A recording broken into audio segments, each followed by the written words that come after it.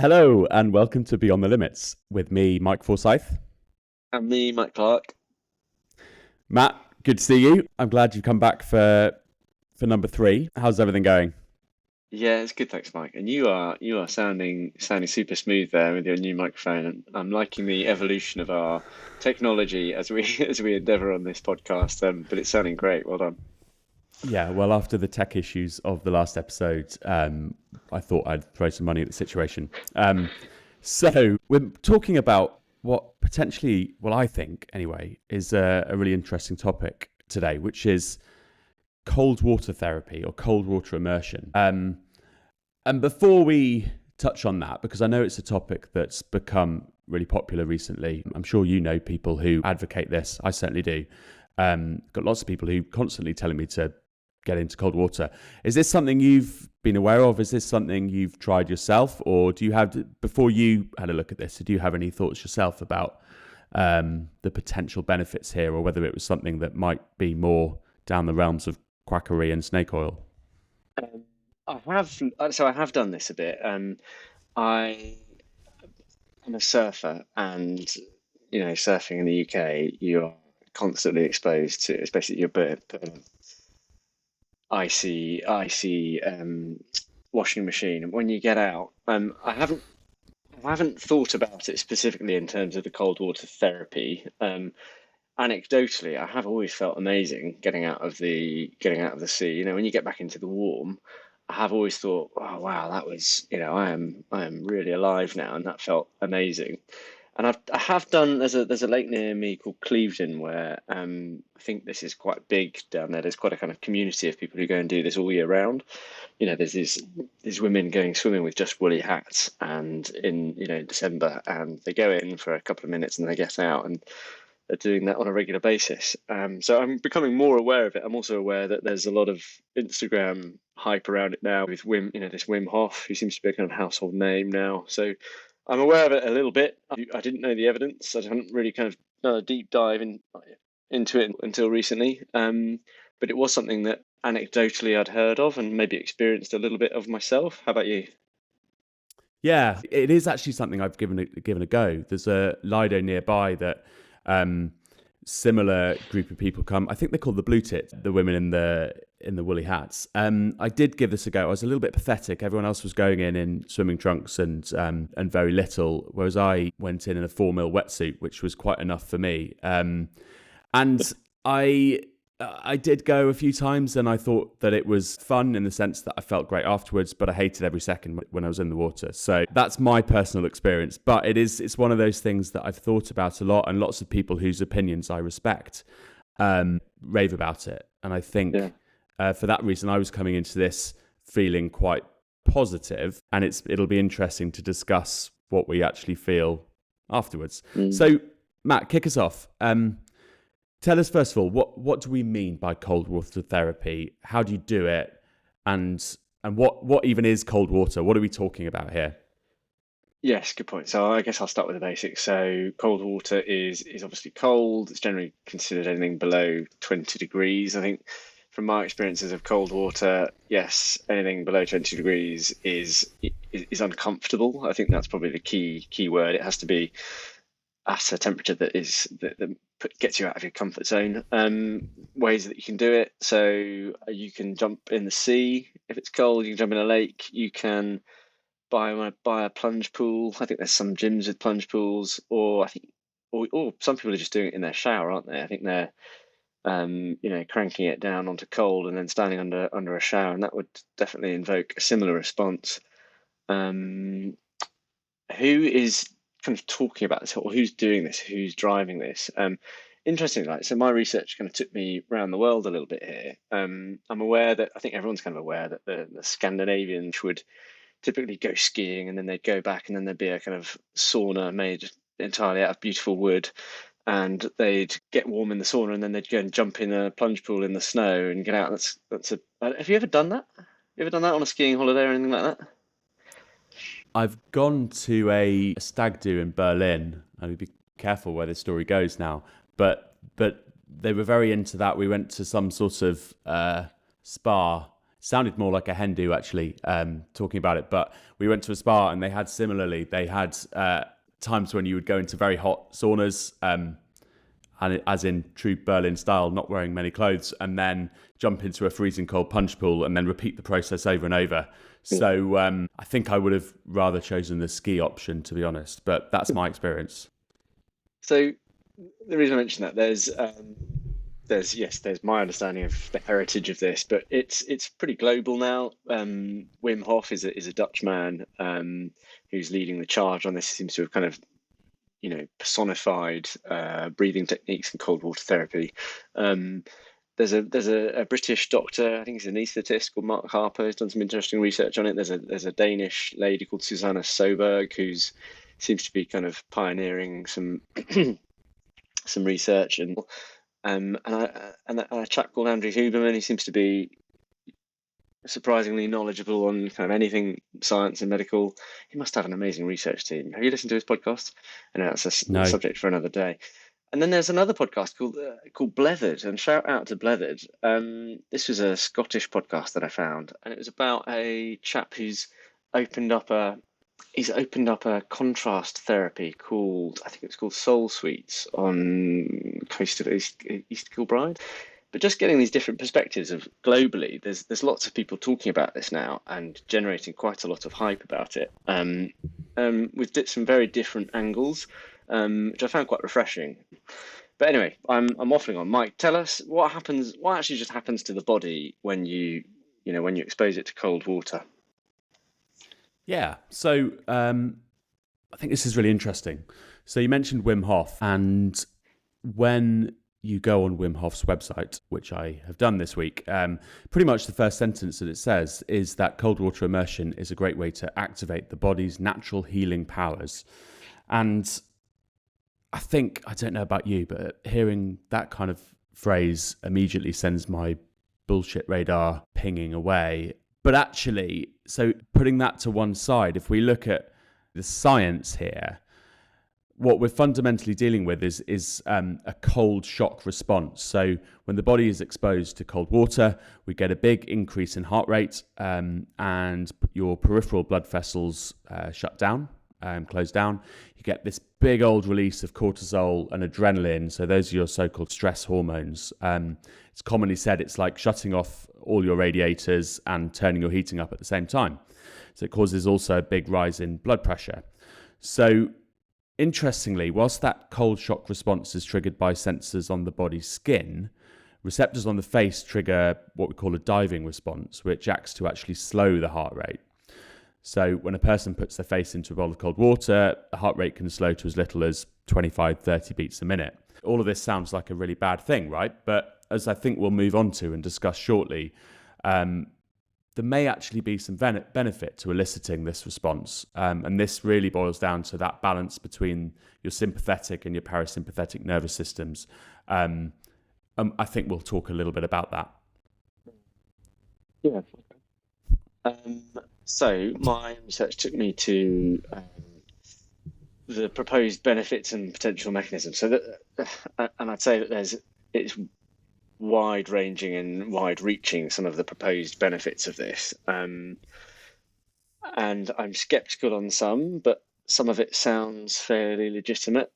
And I'll just outline them straight off the bat. In terms of, you talked about the stress response and the proposed benefits, and this definitely, we should probably caveat this by saying that this isn't for everyone, but there are some people who may in fact benefit from a better control over their stress response. So there's some suggestion this stress cascade that's triggered by the fight or flight response that is activated, that stress cascade that you described when someone is dunked in cold water, maybe up to their neck, causes that release of catecholamines, the noradrenaline, the adrenaline. And if you're doing that on a regular basis, if you're exposing yourself to that on a regular basis, your prefrontal cortex adapts to this stress response, and you can actually kind of learn to control your response to these stress hormones in some ways, and that could be helpful for someone who's feeling very stressed a lot of the time. Another potential benefit is mood improvement or depression, and its release of how this stress response releases dopamine, which is and in massive amounts and almost in a sustained way, which we'll get onto a bit more later. There's also claims that it can help with addiction breaking. Again, this is probably to do with dopamine and the regulation of dopamine. And then there's also, this is where my bullshit meter really started firing, is when people talk about this increasing your metabolism, and this focus on the activation of brown fat cells, which admittedly sound like they're kind of these thermoregulator fat cells, which have specific mitochondria in them to respond to cold and generate heat and kind of keep you warm when you're in the cold. But I don't know. I really struggle to buy into that too much, because I think the calories that you are burning from exposing yourself to cold water therapy, I think is comparable to doing a small amount of exercise. Yes, there might be a trivial gain there, but I struggle to kind of buy into that too much.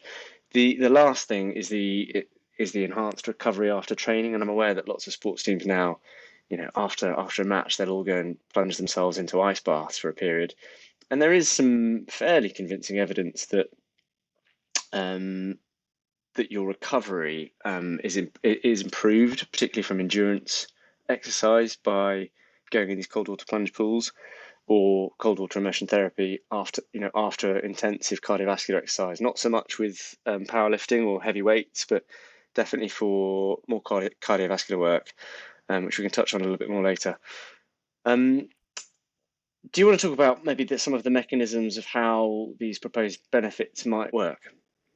Yeah, definitely. And I think of all of those potential benefits that you mentioned, I've come across the mood hypothesis, or the improvement in mood hypothesis, more than anything else. And I think that's certainly where a lot of the people who are promoting this, that's their kind of angle.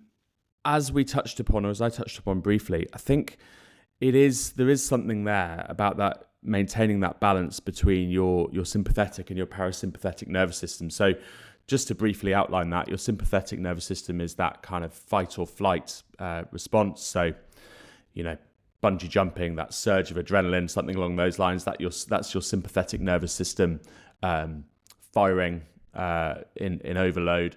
Parasympathetic nervous system's really the counterpoint to that. So talking about relaxing the body, and essentially you want to get a good balance between the two. And for the reasons, the physiology that we touched upon at the start, there is a feeling that actually this process, this cold water immersion, can really help with this. There's also the feeling perhaps that cold water exposure can influence brain networks. I know we've talked about brain networks in previous episodes, but these ones in particular related to emotion and self-regulation. There's also the immeasurables in terms of the benefits. So the feeling is, and we'll touch upon the research briefly, but the feeling is that certainly cold water immersion and cold water therapy can have a real impact on mental health and mental well-being. I think we've also got to take into account all the other associated factors that may be playing into this benefit. So, essentially joining a group of like-minded people who want to do this, exposure to nature, the exercise involved often, and that social connection as well. And that really likely enhances its mental health effects. And I don't think that can really be measured. Getting a little bit into the nitty-gritty in terms of the research, I don't know if you've had a chance to look at this, but certainly doing a little bit of a deep dive, no pun intended, into the research suggests that there's some stuff there. So there's various case reports you can read. There's a case report describing a young woman with depression who saw significant improvements after regular supervised cold water swimming. And in this particular case report, after several months, her symptoms reduced and she successfully discontinued her antidepressants. Obviously, just worth saying, this is an isolated case and there's no kind of broad evidence from that one. There is a study from Holland with 3,000 participants, I think, that found that people who took a daily cold shower after a warm shower were off work with self-reported sickness 29% less than those who had a warm shower only. But this study looked at outcome rather than pinpointing the exact physiological mechanisms. I found some interesting studies where they'd actually measured some of these neurotransmitter levels after being exposed to cold water immersion therapy, and quite kind of striking numbers actually. Some of the numbers. So, for example, dopamine levels being increased by 250% for 2 hours after the immersion, or the noradrenaline being increased by, I think it was over 500% for a similar period. These are huge percentage gains. I guess it's difficult to quantify or correlate exactly what that means in terms of benefit, subjective or objective, but quite kind of striking numbers. And definitely when I've been, I guess this is anecdotal, and there's raft and raft and raft of anecdotal evidence and reports of specific cases of, say, for example, people with alcohol addiction completely being able to breaking their habit, and claiming that it's cold water therapy that they have substituted for that. That obviously can't be studied en masse in huge populations, but I think it is quite intriguing how that relationship might happen. Some of the other studies I've looked at in terms of the metabolic aspects, I looked at some Navy SEALs. Some of the findings were pretty obvious, and that the wetsuits were very helpful in prolonging their ability to stay in cold water, but they'd actually measured their metabolic rate, their consumption of calories and carbon dioxide production, and they found that being exposed to prolonged periods of cold water, their metabolic rate was upped by up to about 50% for the period that they were in the water. That's quite a lot, but we're talking about how long can you actually sit in ice cold water, and how many. I think if you're doing this to try and lose weight, for example, I think that would be slightly kind of misinformed, or not the best way of approaching it. Of course, this can be helpful, but I think those gains are relatively trivial from what I've seen. I saw quite a compelling meta-analysis that was looking at the gains in terms of recovery after after endurance sport, and this was a huge meta-analysis of at least 20 studies, and this had quite strong evidence in terms of what people felt subjectively, but they also had they'd also done some biomarkers and looking at things like creatine kinase levels, which is released from the muscle when the muscles are breaking down, and how cold water immersion therapy actually reduced the levels that were measurable after, compared to those who hadn't been immersed in cold water. Again, I don't know if it's possible to kind of give a clear link in terms of, yes, that level means that there must be less muscle damage going on, because I'm aware that chucking yourself into a load of cold water will completely change your vascular, your circulation, and how much of these proteins and things might be actually detectable in peripheral blood sample. I think there are some confounding factors there, but a lot of subjective benefit that I could see. And again, I guess it could be quite difficult to quantify, particularly in terms of the kind of mood effects and depression and stress reduction. I think that's it. It's really hard here. There are lots of anecdotal reports of improvements in mental health and well-being, but it's such a difficult study to do because there's no real way of controlling it, of quantifying it. So whether the research will be there or will develop, who knows. I think what I took away from it was certainly the feeling was that in the very short term there's a quite sustained increase in well-being and mood. Whether that actually relates to longer term change, I think that's where we're missing that research. But really interesting to hear those reports that you've looked at, and I guess no surprise that seals deal well in cold water. Let's keep that in. Let's definitely keep that in. Interview a seal on the next podcast. What else to mention? Matt, one really important thing we haven't touched upon here is the safety considerations. And I know, certainly looking at the research from my point of view, there was a feeling that the maximum benefit you get from this is water between about 10 to 15 degrees, and actually below that there's not any real additional benefit. But there have been reports of problems with this and safety considerations. So this is going to be a really important topic to mention, and just to offer a little bit of balance in terms of those potential benefits we've been talking about. Yes, So the safety considerations are, yes, if you've got an underlying heart condition and you throw yourself into a lake that's really cold, um, it can be very dangerous. It could put your heart, it could put your heart into an abnormal rhythm. You can have a cardiac arrest, essentially. Labouring the point on the metabolic aspect, I'd be concerned if people were sitting in cold baths for a sustained period to try and lose weight, because hypothermia can definitely be a concern if people are thinking, "Wash, I need to sit in a cold bath for half an hour." So just building on that, really interestingly and potentially quite concerningly, during the kind of full body plunge, the heart essentially has competing inputs telling it to both speed up and slow down simultaneously. We talked about that at the start. And actually, there was a study that found that this triggered an arrhythmia in about 80% of volunteers who ducked under the water for a 10-second breath hold. Now, in most cases, this is harmless. But as you said, for those with pre-existing heart conditions, that could turn into something far more serious. There was a really kind of heartbreaking story that I read about in terms of a young woman who died quite recently, a 39-year-old. She had a cardiac arrest during cold water immersion therapy session, I think, in the Midlands. And actually, the coroner expressed concerns about this in terms of the lack of regulation with cold water immersion. So there are certainly dangers that that are there, and safety considerations. So I don't like to use the throwaway remark, see a healthcare provider, but I think if you are considering this and you have any history of heart issues, or if you're concerned, it is worth talking to someone who knows your case individually. It's probably important also to mention that I think about 60% of cold water immersion deaths occur within the first minute of immersion.